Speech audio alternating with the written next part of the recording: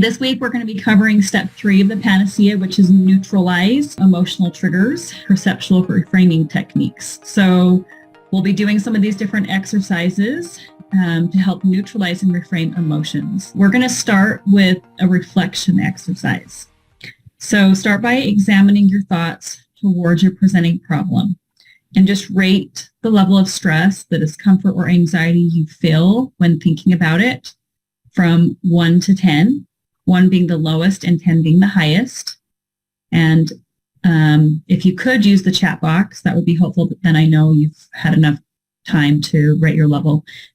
Reframing a challenge can help us become more resilient at changing our point of view on any given situation, or we can choose to move our experience from a negative frame to a more hopeful one filled with opportunities.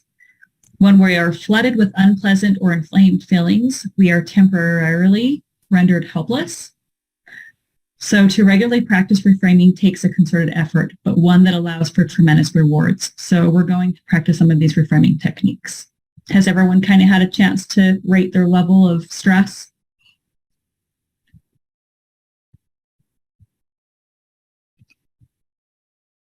Obviously, the goal is to be below 3. Okay. Yes, perfect. And feel free to rate it. If it's really high, then hopefully this exercise, some of the exercises today will help. Okay, so some of the reframing techniques, some examples of this could be: this experience taught me the value of fill in the blank. The criterion, namely our cost or sacrifice, is returned in a different form, such as maybe patience, humility, as usual, right? Compassion and empathy. We all can get served an extra serving of humble pie. But in other words, what are you gaining from your challenge? How has this person or event taught you to be better, even if it's to yourself, such as more self-respect, more self-love? And of course, the popular reframe is, how did this event happen for you, not to you?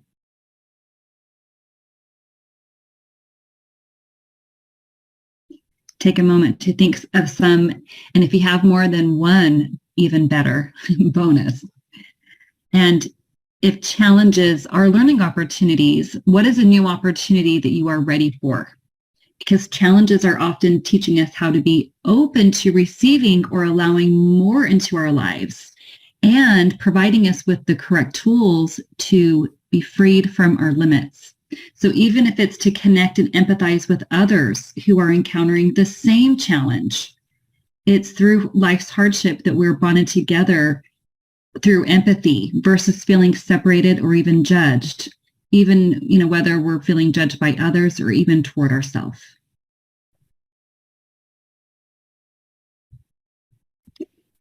And a frequently quoted and dramatic example comes from Viktor Frankl in his book, From Death Camp to Existentialism, in which he writes of being in a concentration camp. For 3 years, he endured starvation and torture in 4 camps. He lost his beloved wife and all of his family, and also observed most of his fellow inmates pass on. Frankl kept his mind active, planning the lectures that he would give after his release, using the material from the death camps to illustrate points that he wanted to teach. As a devoted teacher, his careful and deliberate planning of his future lectures kept his spirit and body alive in lethal and life-threatening conditions. He survived the death camps and did also go on to realize his vision of using his experience as a great healer. And Dr. Frankl's process is an example of a grand reframe and accounts of a traumatic situation being transformed in his mind to be used for a worthy cause and purpose. So he refers to this as tragic optimism, and his determination prepared him to use his suffering to help others find hope in their particular situation or state of suffering, whether it's a physical ailment or a tragedy, and explains that when we find meaning in the suffering, our suffering ceases to be suffering. So just to lend an example, a mother who's enduring labor would find meaning and purpose behind her suffering, which helps her through it.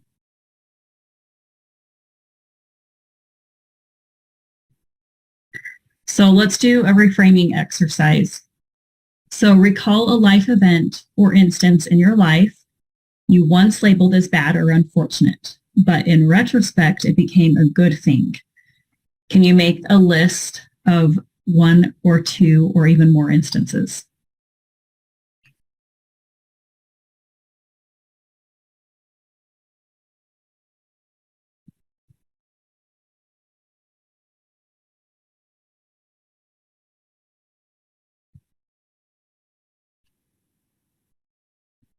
This can help us reinforce faith and trust in our situations that we may have labeled as bad, which is occurring for us when we recall previous instances. And oftentimes when we're going through it, we don't realize why we're experiencing it. So it really causes us to need to surrender, let go, and trust, because oftentimes there's reasons and growth that happens in the process or in the end.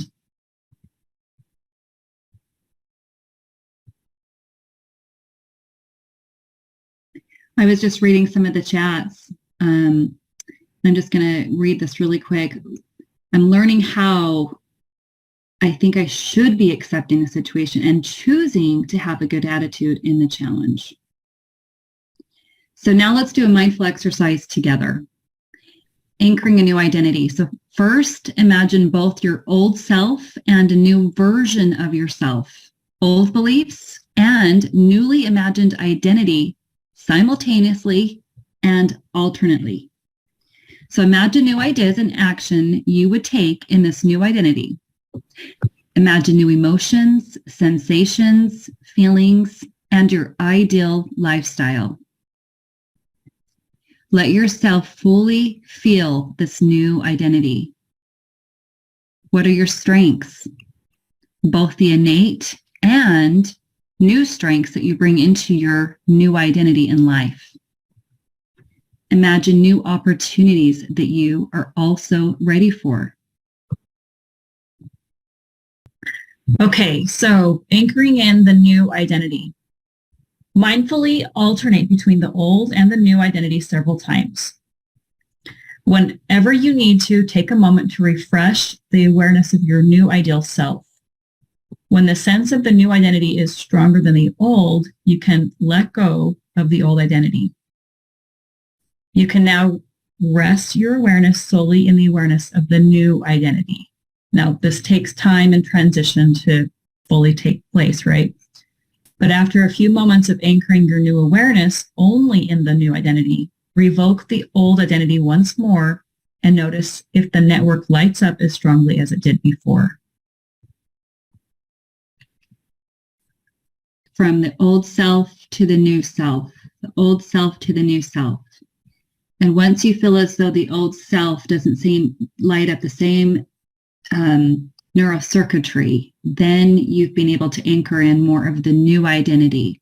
So the idea is to light that new identity up as much as possible. So was there a belief or a feeling that surfaced when you were alternating back and forth between the old and the new? The old identity will eventually fade by anchoring in this vision. It empowers us to recondition our new identity again and again, like a construct that can be learned and unlearned. It can be encoded to reinforce over time to rewire the old. This will also let go of the power we once had to our old behaviors and retiring and shedding our old identity. It will dismantle the old encoding that lives in the old patterns, which is the neural pathways in our minds and our belief system, as we are practicing new self-identity. Yeah, it's helping us develop those new neural pathways as well as new coping strategies with this new ideal identity. It also activates the prefrontal cortex, which is also referred to as our wise mind or superconscious, to solidify a stronger sense of self. So add new experiences, nuances, new environments and constructs of the new self-identity. Imagine the behaviors of these new experiences, the feelings and belief that you would like to invoke in your new identity. And I think it's really helpful to come up with maybe a word or two that will identify what this new behavior identity is. So what is a new belief that you can replace with the old limiting belief?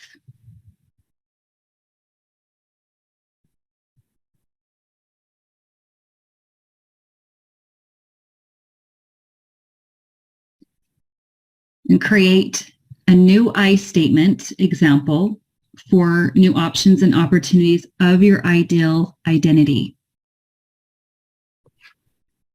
such as, I am confidently moving forward, I am successful, I am creating positive outcomes, I'm in the flow state. Whatever the case may be for you. I'm fulfilled, I'm having fun.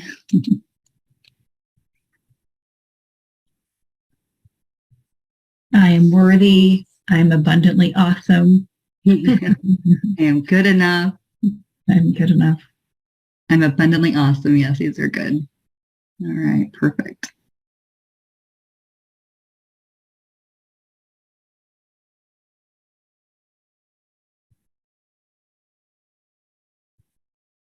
Okay, so now we're going to do a positive emotion exercise. So identify one habitual negative thought you have regarding your presenting problem that you would like to replace, such as feeling like the victim of life or being angry about the situation that was mentioned in the chat box, right? Something along those lines. And brainstorm several alternative thoughts to encounter this negative thought. It may be directly alternative. It may be a directly alternative thought related to your presenting problem, which is very common.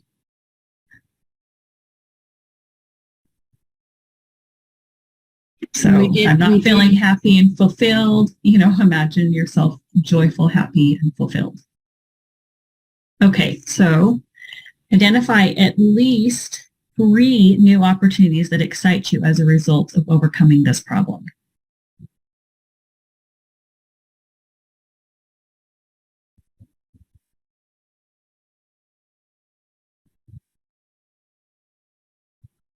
So can you think of at least 3? Focusing on my blessings, being grateful versus being frustrated with any struggle or depression. Great.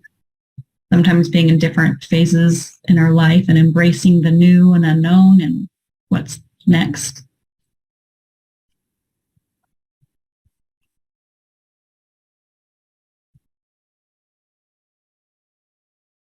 Okay, so what is the desire that brings you the most joy now? Again, it might be directly opposite to your presenting problem. What are you feeling joy and gratitude for that you have in your life now?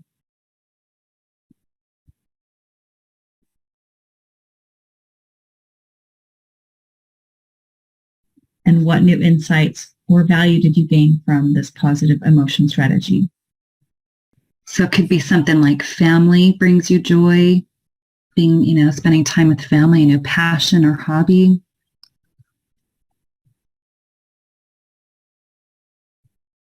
To learn and grow and gain knowledge. Great answer. So new tools. Now we're going to move on to the feeling exercise. This is an exercise that is also included in your practitioner course. It's a really powerful feeling exercise that you can use as a tool to neutralize and manifest. And it was developed by Arnold Patton, and you can have it all. You can practice this exercise until your emotions feel neutralized from the following steps. And you could practice it as often as needed to quickly attain a centered state of being. Now, it's really effective when you have very intense emotions or when you're at the height of an emotion or problem, whether it's a physical pain or an emotional pain or a grief or anything you might be encountering. It's very effective when you can feel those emotions and neutralize and shift it completely. Just scan your body and notice how you're feeling. Bring awareness to what you're feeling.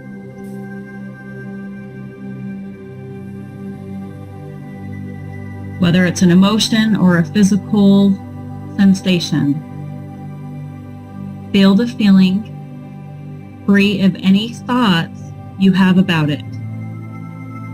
This is moving into acceptance. So free yourself of any thoughts you have about the feeling. Oftentimes we're resisting a feeling or emotion and we fight against it. So once we surrender to it and accept it, or just allow it to be what it is, we could then neutralize it and transform it. Just be with it. When we fight against it, we prolong it. So this is how we can learn to be one with it, even if it's something we think is wrong, we judge, or we're ashamed of. We just need to go to being with it and accepting it and allowing it to fully be there and be present with it. And as you begin that process of feeling your feelings free of labels, descriptions, or judgments, first notice the energy in the feeling. Feel the energy, the power in the feeling.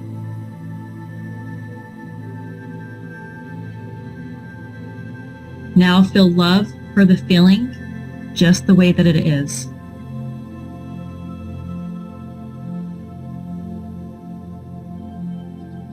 Feel love for the power in the feeling. This is the positive emotion. This is loving the unlovable parts about ourselves or things we're judging about ourselves. So we can love ourselves unconditionally, or even others more unconditionally. So the energy has a vibration. Feel the energy vibrate through your body. Then notice the intensity of the energy as it begins to radiate and vibrate through your body. Can you feel the vibration and the energy in the feeling?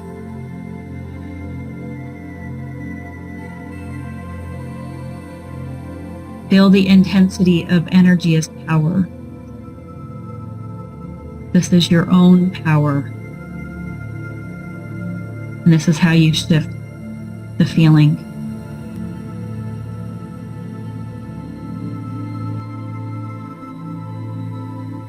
Finally, feel love for yourself, feeling the feeling and the power in the feeling. Feel love for yourself, feeling the feeling and the power in the feeling. Sometimes the more intense the feeling is, the more effective this exercise can be, and quickly you can shift it.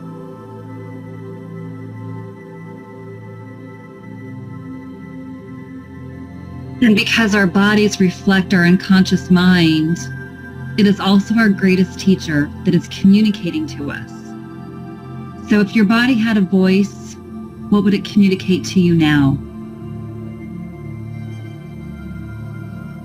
This practice helps expand our 10% conscious mind by shedding more light on the 90% of the unconscious realm. So take a deeper breath and listen closely.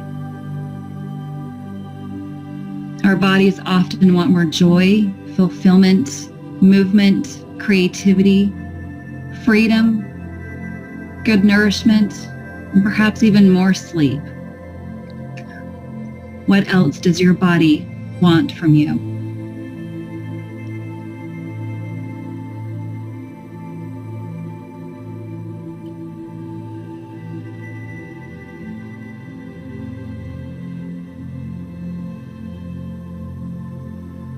Now silently take a moment and thank your body both independently and holistically as a system, for protecting you, supporting you, and providing life opportunity throughout your incarnation.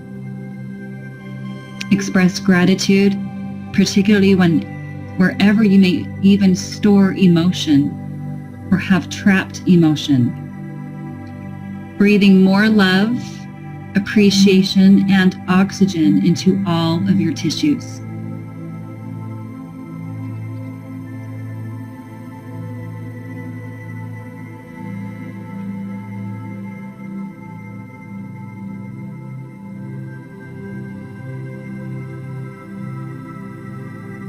Take one more deep breath and slowly become present again to your surroundings.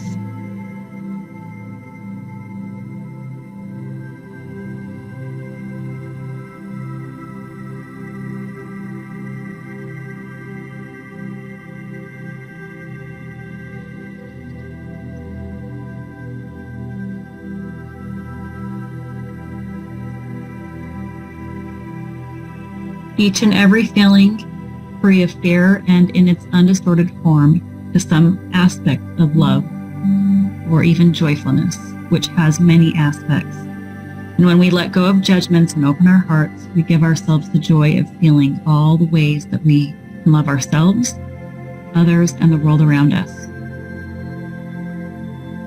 The feeling exercise is a mindful exercise, and when done correctly, can powerfully transmute many issues in only a matter of minutes, helping us to manifest very quickly.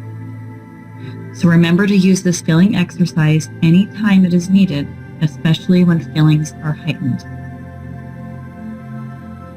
So if you could, ask yourself and refer to the chat box, did you feel a shift? And how strong of a shift did you experience by following this exercise? Was it fair, neutral, or strong?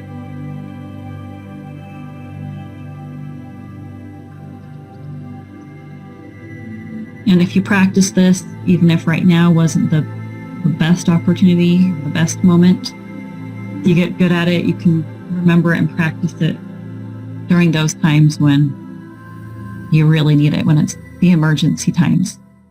So next week, we're going to cover step 4 in a 7-step panacea system for accountability. And it's accountability yields empowerment to help us remove the victim mindset. So now we are halfway there. And that does conclude this week. And then again, we will go ahead and move forward to our live Q&A.